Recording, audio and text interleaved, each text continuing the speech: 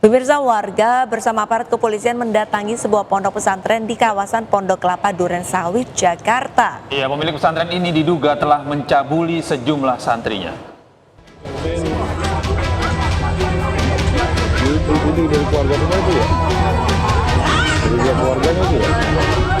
Warga Jalan Haji Abdullah, Kelurahan Pondok Kelapa, Kecamatan Durensawit, Jakarta Timur digegerkan dengan adanya pemberitaan mengenai pemilik pesantren yang diduga cabuli sejumlah santrinya yang merupakan sesama jenis pada Rabu sore.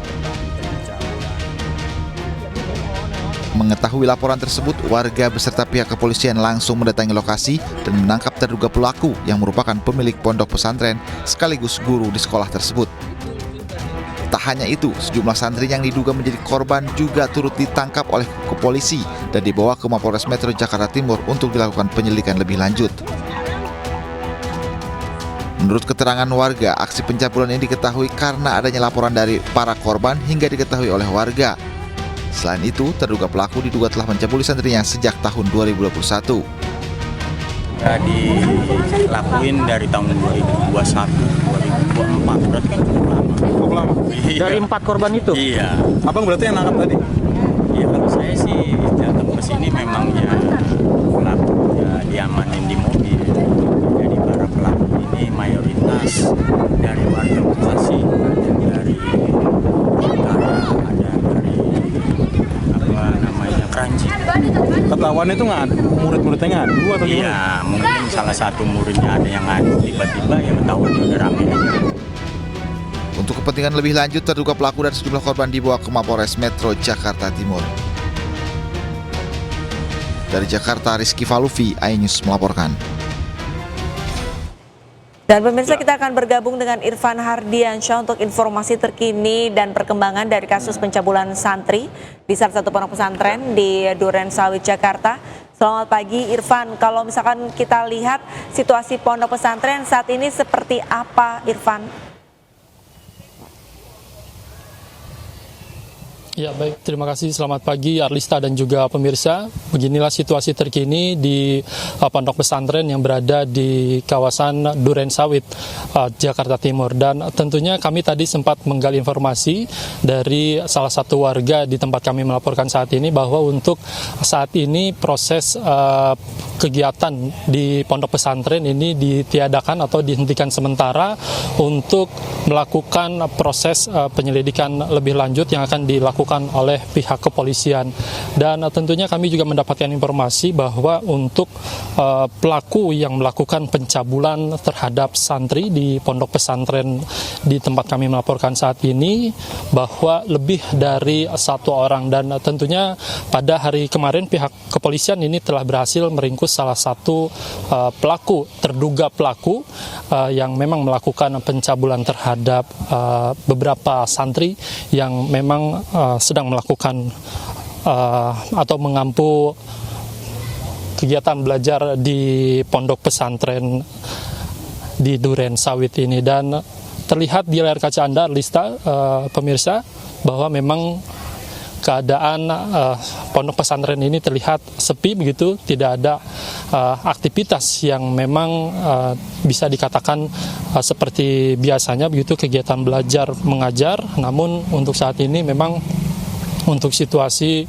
kondisi terkini sangat sepi, tidak terlihat adanya kegiatan begitu. Dan memang pada awalnya ini pelaku ataupun terduga pelaku ini terbongkar dari salah satu santri yang memang mengadu kepada orang tuanya pada saat libur proses kegiatan belajar ini, mengadu karena salah satu santri ini tidak mau kembali ke pondok pesantren dan akhirnya bercerita begitu, si anak maksud kami si santri ini bercerita terhadap orang tuanya memperlakukan atau diperlakukan tidak senonoh gitu oleh pemilik ataupun pelaku atau terduga pelaku di pondok pesantren ini. Dan tentunya saat ini pihak kepolisian masih terus menggali ataupun mencari informasi ataupun melakukan penyelidikan lebih lanjut guna untuk mengetahui ada berapa jumlah pelaku yang memang melakukan pencabulan terhadap santri. Sementara demikian, Alista. Ya, baik. Irfan, kami konfirmasi kembali bahwa pelaku ini lebih dari 1 orang.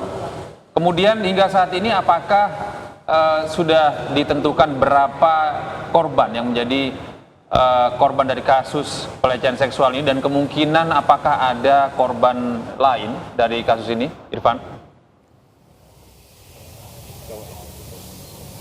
Ya baik, terima kasih Gede dan juga pemirsa. Memang dari informasi yang kami dapatkan bahwa untuk jumlah korban pada kasus pencabulan ini terdapat 7 orang santri, namun kemarin pada saat dilakukan ataupun dibawa oleh pihak kepolisian ini berjumlah 4 orang yang memang sudah berada di lokasi, dan 3 orang ini dari informasi yang kami dapatkan bahwa memang tidak kembali lagi ke pesantren dikarenakan memang tidak mau melanjutkan melakukan kegiatan belajar di pondok pesantren ini. Dan tentunya kami tadi menggali informasi dan mendapatkan informasi dari beberapa warga yang memang tinggal di daerah pondok pesantren ini, dan diduga ini pelakunya lebih dari 1, dan salah satunya ini yang diduga dari pemilik pondok pesantren yang di tempat kami melaporkan saat ini.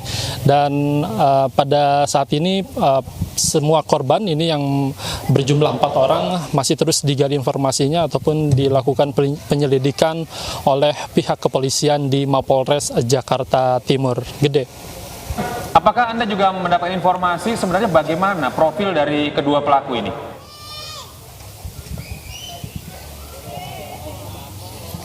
Ya baik, dari informasi yang kami dapatkan dari beberapa warga memang untuk para pelaku ini terpandang sangat baik di lingkungan warga sendiri, tidak terlihat adanya gelagat yang mencurigakan yang dilakukan oleh para pelaku ini. Namun tadi kami juga mendapatkan informasi dari warga untuk para pelaku ini terlihat memang sangat baik-baik saja begitu, karena memang para pelaku ini merupakan tokoh agama yang memang yang berada di lingkungan Durensawit di tempat kami melaporkan saat ini. Dan tentunya para warga sendiri ini tidak menyangka akan hal ini, terlebih ini yang dilakukan oleh pengajar ataupun ustadz ataupun juga pemilik yang dari pondok pesantren ini. Gede. Baik, Irfan, kalau misalkan kita lihat korban diduga jumlahnya ada 7, namun ada 4 yang baru melapor.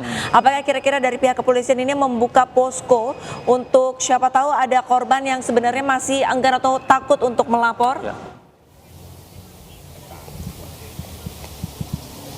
Ya, dari informasi yang kami dapatkan tadi sebelumnya kami berbincang dengan salah satu RT yang memang yang berada di wilayah pondok pesantren ini. Tadi kami menggali informasi bahwa memang dari pihak kepolisian ini kemarin sempat membuka posko dari sore hingga malam hari, dan diharapkan begitu ada beberapa santri ataupun pihak keluarga yang memang juga merasakan hal yang sama ini dapat langsung melaporkan ke pihak kepolisian khususnya di wilayah Mapolresta Jakarta Timur. Dan tentunya hingga saat ini memang untuk jumlah korban masih terus dilakukan pencarian, maksudnya hingga saat ini masih 4 orang dan 3 orang ini masih terus dilakukan pendekatan begitu untuk menggali informasi lebih lanjut apakah memang untuk korban sendiri ini lebih dari 7 orang atau bahkan lebih. Dan tentunya dari pihak warga juga sendiri ini melakukan pengaduan begitu ke pihak kepolisian untuk terus melakukan penyelidikan lebih lanjut dikarenakan memang pihak warga sendiri ini tidak mau wilayahnya ini tercoreng dengan hal-hal yang tidak diinginkan seperti ini. Arlista. Baik, terima kasih Irfan atas informasi Anda. Kami terus menanti perkembangan terbaru dari Anda. Selamat bertugas kembali.